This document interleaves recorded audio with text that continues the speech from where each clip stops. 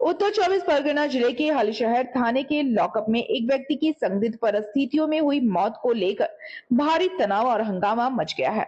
मृतक की पहचान बिरजू केवट के रूप में हुई है, जो काटरापाड़ा नगरपालिका के वार्ड नंबर 23 के तृणमूल कांग्रेस की पूर्व पार्षद जेनी शर्मा केवट के पति थे।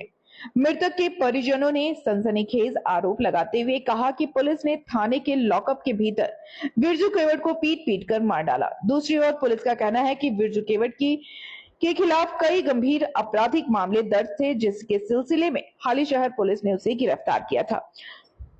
पुलिस के अनुसार शनिवार तड़के लॉकअप के भीतर वह अचानक बीमार हालत में पड़ा मिला। पुलिसकर्मी उसे तुरंत कल्याणी स्थित जवाहरलाल नेहरू मेमोरियल अस्पताल ले गए, जहां डॉक्टरों ने उसे मृत घोषित कर दिया। पुलिस का प्राथमिक अनुमान है कि उसकी मौत दिल का दौरा पड़ने से हुई है। हालांकि हिरासत में हुई इस मौत की खबर फैलते ही इलाके में भारी आक्रोश फैल गया। परिजनों और स्थानीय समर्थकों ने घटना की निष्पक्ष जांच और दोषी पुलिसकर्मियों के खिलाफ सख्त कार्रवाई की मांग की है। स्थिति की गंभीरता को देखते हुए थाने के आसपास अतिरिक्त पुलिस बल तैनात कर दिया गया है। পুলিশ রিমান্ডে আসার পর হালিশহর পৌরসভার 23 নম্বর ওয়ার্ডের কাউন্সিলরের স্বামী বিরজু কেওটের মৃত্যু, অস্বাভাবিক মৃত্যু। কি বলবেন দলের এই কর্মীর এই অস্বাভাবিক মৃত্যু থানার মধ্যে? খুব দুঃখজনক ঘটনা। আমরা একজন সহকর্মীকে হারালাম, কিন্তু প্রশ্ন হয় এটা যদি আইনের শাসন হয় তাহলে কিভাবে একটা পলিটিক্যাল লোককে পুলিশ রিমান্ডে কীরকম টর্চার করেছে তাকে প্রাণ ত্যাগ করতে হলো। সে 23 নম্বর ওয়ার্ড কাউন্সিলর এর স্বামী দীর্ঘদিন তৃণমূল কংগ্রেস করেছে।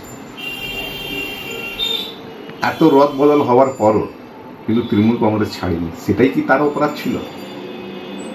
তার নামে কোনো এফআইআর নেই। যখন সোমনাথ গাঙ্গুলিকে অ্যারেস্ট করতে যায় তার সাথেও ছিল, ওকেও অ্যারেস্ট করে। অবিলম্বে আমরা এর তদন্ত চাই, আর যারাই এর মধ্যে যুক্ত আছে তার শাস্তি দাবি রাখছে। উচ্চ আদালতে অ্যাপিল করবেন? 100% করবে। পুলিশের হেফাজতে থাকাকালীন বিরজু কেওটের মৃত্যু হয়েছে। কি কারণে মৃত্যু এবং এই মৃত্যুর কি পূর্ণাঙ্গ তদন্ত দাবি করবে আপনি বিধায়ক হিসাবে, তৃণমূলের কাউন্সিলর? দেখুন, তৃণমূলের প্রাক্তন কাউন্সিলর, তার স্বামী হচ্ছে বিরজু কেওট। শুধু এইটুকুই পরিচয় নয়, কমল অধিকারীর সঙ্গে থাকতো। এবং পুলিশ কেন অ্যারেস্ট করেছে, কি কেসে অ্যারেস্ট করেছে, তার থেকে কি পেয়েছে, এটা আমি এক্ষুনি বলতে পারবো না। এটা প্রশাসন জানে। এবং কি কারণে মৃত্যুটা তার কি কারণে, স্বাভাবিক মৃত্যু নাকি জখম মৃত্যু, সেটা তো বিভিন্ন ডাক্তারি পরীক্ষা, পোস্টমর্টেম রিপোর্ট এর পর বোঝা যাবে। তবে প্রশাসনের মতন প্রশাসনের উচ্চপদস্থ অফিসাররা এটা দেখে নেবে যে কেন, কি কারণে হয়েছে, কেন হয়েছে। আমরা সরকারের তরফ থেকে সরকারিভাবে আমি বিধায়ক হিসেবে বলতে পারি যে বীজপুরের প্রতিটা নাগরিক আমার চোখে সমান। প্রশাসন সেক্ষেত্রে আমার থেকে যদি কোনো সহযোগিতা তারা চায়, নিশ্চয়ই দেবো। বলছি যে তারা বাড়ির লোক যে ধরনের সহযোগিতা চাইবে, আমি এই বীজপুরের প্রতিটা মানুষের বিধায়ক, ফলে মানুষ যে ধরনের, তাদের পরিবারের লোক যে ধরনের সহযোগিতা চাইবে তারা পাবে।